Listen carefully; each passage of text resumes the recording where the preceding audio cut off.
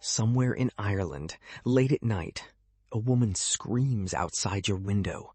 The scream is not human. It is high. It is long. It sounds like metal being torn apart, like a woman in unbearable agony. The people inside the house do not go to the window. They do not open the door, because they know what they are hearing. It is the Banshee, and someone in that house is going to die. The Banshee is the most famous spirit in Irish folklore. For hundreds of years, across every county in Ireland, people have reported hearing her, seeing her, and fearing her. Tonight, we are telling 5 terrifying stories of the Irish Banshee. Some of them are folklore. Some of them were reported under oath by people who swore they were telling the truth. Leave your lights on for this one. Number 5. The Wailing Woman. The word banshee comes from the Old Irish bean seethi, meaning woman of the fairy mounds. She is not a ghost. She is not a demon. She is a messenger. Long before Christian times, the Irish believed that certain ancient families had their own banshee, a spirit attached to their bloodline who appeared when a member of the family was about to die. She does not kill. She does not harm you. She warns. She waits outside the house in the dark, often near a particular tree or boundary wall, and she wails. Her cry can be heard for miles. In older accounts, she is described as a very tall, thin woman with long white hair, wearing a gray hooded cloak, her eyes red from centuries of crying. Sometimes she is young and beautiful. Sometimes she is old and haggard, her face blackened from smoke and mourning. She combs her hair with a silver comb. The old warning to Irish children was, if you find a silver comb lying on a stone in the country at night, never pick it up. The Banshee has left it there to lure you. Number 4. The Bunworth Banshee. This is the most thoroughly documented Banshee sighting in Irish history. It happened in the year 1772 at Ballygoley House near Buttevant in County Cork, the home of a Protestant clergyman named Reverend Charles Bunworth. Bunworth was a respected, educated man, a classical scholar and graduate of Trinity College. On his deathbed, he was visited by friends and neighbors. One evening at around 11 o'clock, the people gathered inside the house heard a terrible sound coming from outside the window. It was a low, moaning, wailing sound, like a woman in extreme grief, rising and falling just below Bunworth's bedroom. Servants ran to the window. They could see nothing, but the sound continued for over an hour. One guest, a military officer and a skeptic, went outside with a pistol to investigate. He walked the entire perimeter of the house. He found no one. But every time he walked away from the house, the sound was louder, and every time he got closer to the wall, it seemed to come from directly above his head. The Reverend Bunworth died shortly after midnight. The sound stopped the moment he drew his last breath. Every person present in the house that night signed a statement swearing they had heard it.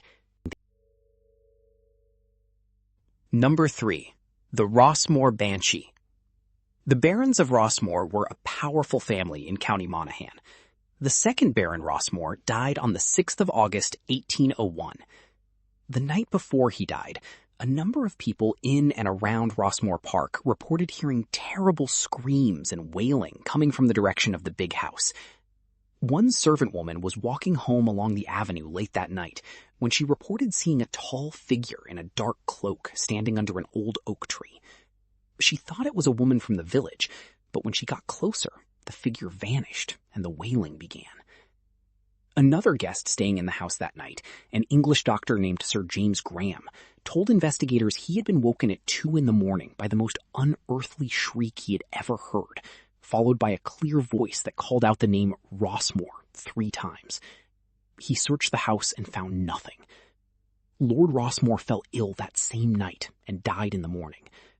The family butler said he had seen the same banshee before the death of the first Baron 20 years earlier. The Rossmore Banshee was reportedly seen again as recently as the 1950s, before the death of the 7th Baron. Number 2. The Banshee of St. Kieran's Well. Kieran's Well is a holy well near Clonsilla on the outskirts of Dublin. Locals have left offerings there for centuries. In the early hours of the morning of the 17th of October, 1973, a taxi driver named Martin Cullen was driving home past the well along the Chapelizod Road. It was around 2:30 a.m. The road was empty. He told reporters that he saw a tall woman in a long white dress standing at the side of the road about 50 yards ahead of him. Thinking she needed help, he slowed down. As he got closer, she turned and looked directly at him. He described her face as pale as chalk, with long dark hair hanging over her shoulders. She opened her mouth and let out a scream he described as the worst sound he had ever heard in his life, so loud it made his ears ring. He pressed the accelerator and drove past as fast as he could. When he looked in his rearview mirror, she was gone. His car radio had gone silent. He was so shaken he drove straight to the local Garda station to report it. 2 guards went back to the well with him. Nothing was there. But 2 days later, an elderly woman who lived directly opposite the well died in her sleep. The story appeared in the evening press. Number 1. The Banshee that crossed the Atlantic. You would think the Banshee would stay in Ireland, but she follows Irish blood anywhere. Andrew Jackson was the 7th president of the United States, born in the Carolinas to Irish immigrant parents from Carrickfergus in County Antrim.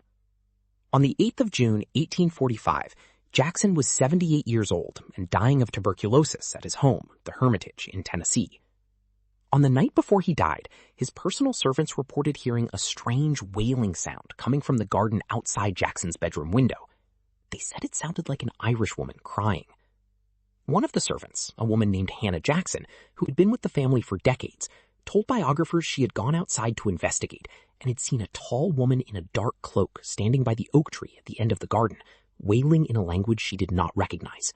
She ran back into the house. Jackson heard the sound too. According to his doctor, who was sitting with him at his bedside, Jackson sat up and said, "I hear her. It is my Banshee. I have heard her before, the night my mother died." He died the next afternoon. The Jackson family had carried their Banshee tradition with them all the way from Carrickfergus to Tennessee. She had found them. The Banshee is one of those stories that will not die. Every few years, a new sighting is reported somewhere in Ireland. A woman in a cloak under a tree, a scream in the middle of the night, a silver comb on a stone. And then, a few days later, someone passes away. You do not have to believe it. You do not have to be afraid of it. But if you ever find yourself alone on a quiet Irish road at night, and you hear a woman crying somewhere in the dark, do not stop. Do not look out the window. Lock the door and wait for the morning. Comment keening if you made it to the end. Like and subscribe for more terrifying true stories from Ireland and around the world. And if you hear a wail tonight outside your window, pull the covers up and do not look out. Sweet dreams.